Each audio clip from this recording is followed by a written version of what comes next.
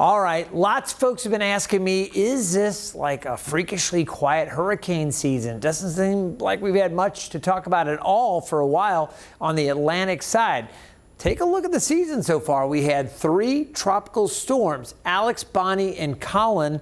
The last one to develop came together on July 2nd, so it's been a month since we've seen any additional tropical development in the Atlantic basin. Typically, by August 3rd, we have our 3rd named storm. So by purely counting the number of named storms, well, we're doing fine or close to average, depending on how you want to look at it.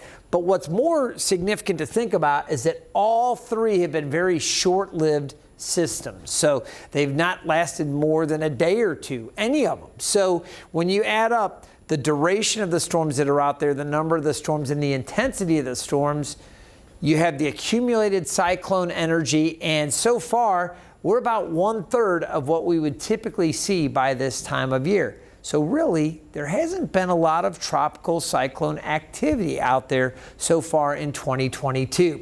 As we take a look right now, things are quiet across the Gulf and the Caribbean. You look across the Atlantic and things, you get a little bit of cloud cover along the intertropical convergence zone, but we really don't have anything brewing for now. Big reason that we've seen fairly quiet conditions so far is we've had this Saharan dust, this plume kind of working across the Atlantic, and that prohibits some of the development. So when we've got a lot of that Saharan dust mixing in, kind of shuts down the development of these systems. Taking a look at the GFS model over the next 10 days, there's a couple areas we'll be watching out in the Eastern Pacific there, but in the Atlantic, there's nothing that the model picks up and clearly develops. As we take a look at the Euro, again, no clear signs of development. I will say there's a little energy here out 10 days that the Euro kind of says, all right, we'll keep a little look to maybe what's going on here, maybe around Puerto Rico into, say, the early part of next week. But aside from that, again, it doesn't really develop anything crazy. So for now, the tropics still looking pretty quiet.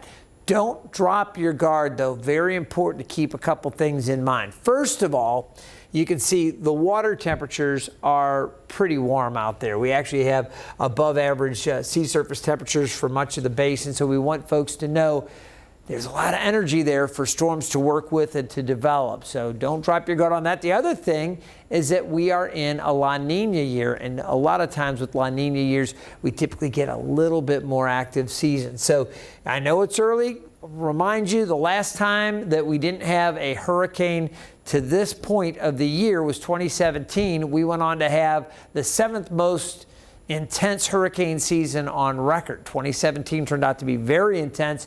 We had, I believe there was a stretch from late August through mid-October where there were like 9 hurricanes that were always, one of them was always out in the Atlantic, kind of overlapping. So without a break, things got a lot more intense back in 2017. Of course, the time before that, 2015, we also didn't have any hurricanes to this point. And at that was a below average year. So don't put too much stock in what happens early on in the season. Just know that we're coming into the peak of the season around September 10th and 11th, and we have a lot of time for a lot more development. We'll, of course, keep you updated, and now you know about how things have been looking so far in 2022.